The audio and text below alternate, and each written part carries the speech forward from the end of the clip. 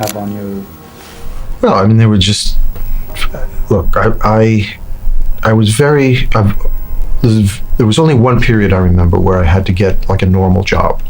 In the winter of 1980, Richard Gere was the most desired man on the planet. His face was on every magazine cover, his name was whispered in every casting room, and women across 3 continents memorized the particular way he tilted his smile. Slow, dangerous, like someone who already knew the ending of every story. He was Hollywood's new golden animal, untouchable, electric, inevitable, the kind of man who made Pretty Woman not just a film, but a cultural phenomenon that would define romance for an entire generation. But behind the eyes that the world was busy falling in love with, something was fracturing. And the most devastating detail, the one that changes everything when you learn it, is this. The man who would come to embody masculine confidence and effortless desire had spent his entire boyhood convinced, in the deepest chamber of his chest, that he was not enough, that he would never be enough. There is an irony in Richard Gere's story that hurts too much to be coincidence. The child who grew up in a quiet, ordinary American suburb where nothing about his life announced anything remarkable.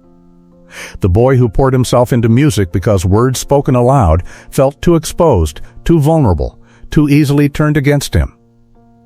The young man who stumbled sideways into acting almost by accident and discovered there, in that strange borrowed space of other people's lives, a freedom he had never once felt inside his own skin. The icon who built an entire career on portraying men who moved through the world with absolute certainty, with seduction as their native language, the man whose net worth would eventually reach hundreds of millions.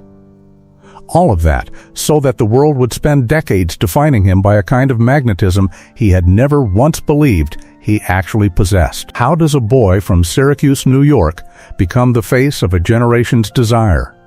What lived beneath the polished surface of one of Hollywood's most guarded and complicated men? What happens when the mask you built to survive your own childhood becomes so convincing that even you forget what was underneath it? And what does a man do when the industry that once worshipped him decides, coldly and without ceremony, that his moment has passed when cruel rumors and gossip threaten to destroy everything he built?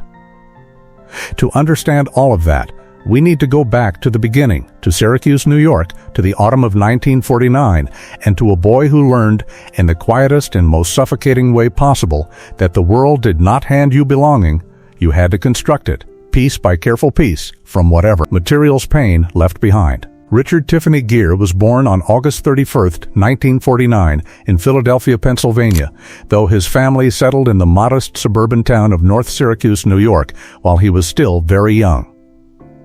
His father, Homer George Gere, sold insurance. His mother, Doris Ann, raised 5 children inside a household that was decent and loving in the way that middle American households of that era were decent and loving, structured, careful, emotionally contained. Richard Gere's ethnicity was a mix of English, Irish, and German ancestry. Nothing that marked him as different, nothing that announced him as special.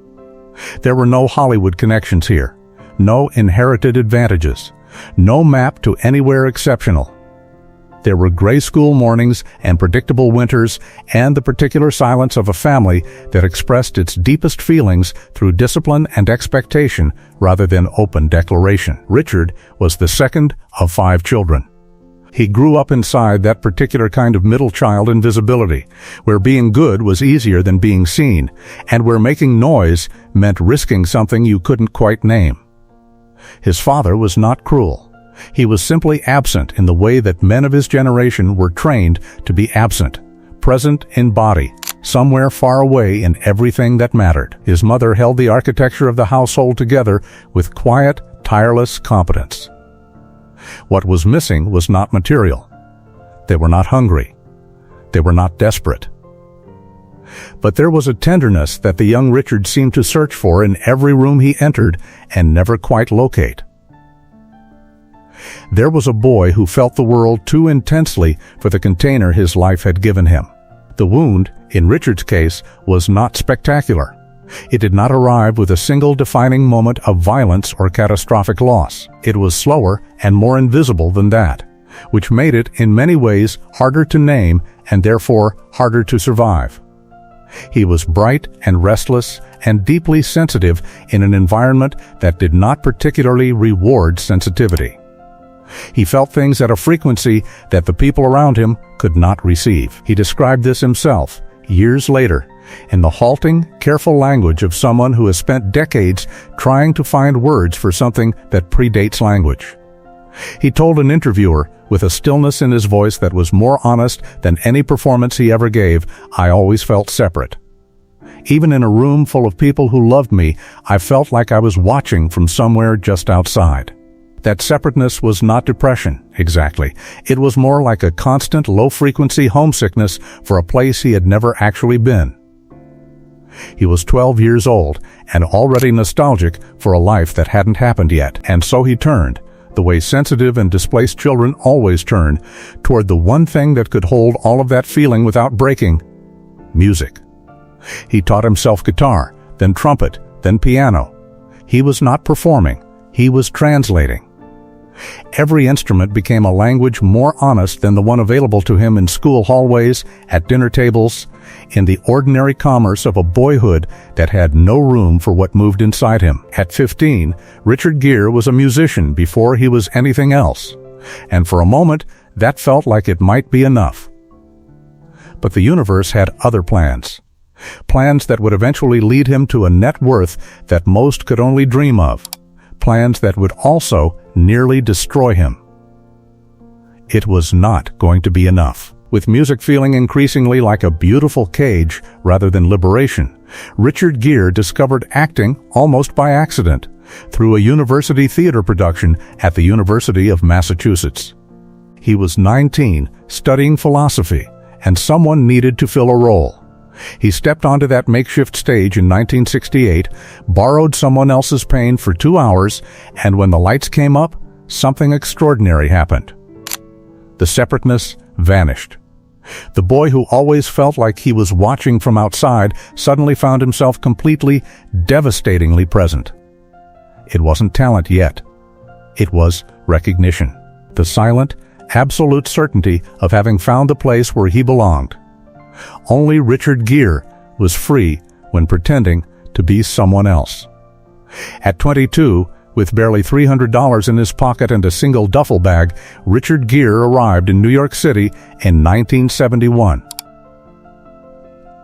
No contacts, no safety net, no backup plan, just the irrational, unshakable conviction that he could transform himself into something the world would pay attention to.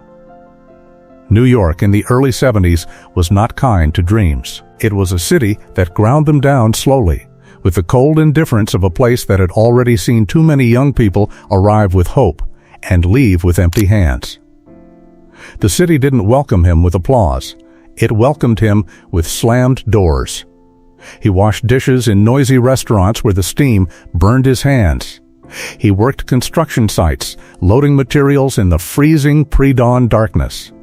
He shared cramped apartments with other actors equally hungry and equally stubborn, counting coins to make it to the end of the month, rationing meals, walking miles to save subway fare. Casting after casting, the door slammed in his face. Too intense. Too theatrical. Not commercial enough. The rejection stacked like unpaid bills. There were moments when New York felt not like an opportunity, but like a trap slowly closing around his throat. In 1973, broke and exhausted, Richard Gere stood in a casting director's office and was told, with casual brutality, that he should consider going back to wherever he came from because New York already had too many pretty boys who thought intensity was the same as talent. He walked out into the gray afternoon and for the first time seriously considered that maybe everyone was right. Maybe this was madness disguised as ambition. But stubbornness, the same quality that kept him separate as a child, now kept him standing. In 1973, he landed a role in the London production of Grease. It wasn't Broadway. It wasn't film. But it was work. And work meant survival, and survival meant one more day to prove something to a world that had spent years telling him no. Then, in 1975, Richard Gere was cast in Days of Heaven by director Terrence Malick. The film, released in 1978, was a visual poem, and Gere's performance was haunting, magnetic, undeniable. Critics began writing his name differently. The industry started paying attention. But the real explosion came in 1980 with American Gigolo. Directed by Paul Schrader, the film cast Gere as Julian Kay, a high-end escort navigating the dark underbelly of Los Angeles wealth and desire. It was risky, provocative, and absolutely fearless. Richard Gere brought to the role something nobody expected: vulnerability beneath the surface sheen, loneliness behind the seduction. American Gigolo earned over $22 million and turned Richard Gere into a global sensation overnight. The boy from Syracuse was now the fantasy of millions. And 2 years later, an officer and a gentleman cemented him as one of the biggest stars on the planet, earning over $130 million worldwide. The final scene, where he carries Deborah Winger out of the factory, became one of cinema's most iconic moments. And Richard Gere, the outsider that nobody wanted, suddenly was the voice of desire, power, and unattainable masculinity. But behind the red carpets and million-dollar contracts, something was beginning to crack. In 1991, Richard Gere married supermodel Cindy Crawford. Richard Gere's first wife was one of the most photographed women in the world, and their union was treated like modern royalty. For 4 years, they were everywhere, the perfect couple, beautiful and untouchable. But the price of living at that level of exposure is brutal. The marriage collapsed in 1995, and the media tore into the wreckage with gleeful cruelty. Rumors, vicious and degrading, spread like wildfire.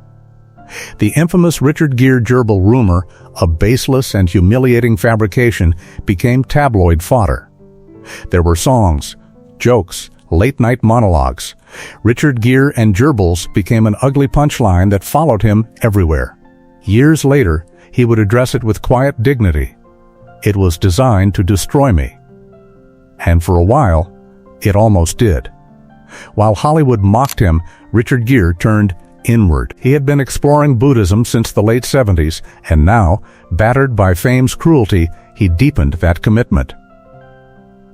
Is Richard Gere a Buddhist? Yes. And that spiritual path became his refuge when everything else felt like performance. By the late 90s, his career seemed finished. Offers disappeared. The industry moved on. But in 1996, Primal Fear reminded everyone what they had forgotten. Richard Gere could act. The film was a critical and commercial success, and suddenly he was relevant again. Then came 2002. Chicago. The musical phenomenon that earned over $300 million worldwide and won the Academy Award for Best Picture. Richard Gere, at 53, dancing and singing, proved that redemption has no expiration date. Today, at 75, Richard Gere lives quietly. Recent reports ask, did Richard Gere move to Spain? Yes. Seeking peace, privacy, and distance from the machinery that once consumed him. The net worth of Richard Gere is estimated at over $120 million, but the real fortune is measured differently now. From the separated boy to the immortal icon, his legacy is proof that rejection is not the end, only the prologue to something greater. That scars don't disqualify us, they make us unforgettable. What lesson do you take from Richard Gere's story? How many times have you gotten up when everyone expected you to stay down? Share your reflections below and subscribe for more stories of those who transformed scars into legends. Because in the end, as Richard Gere taught us, the most powerful performance is the one where you finally stop pretending and show the world who you actually are.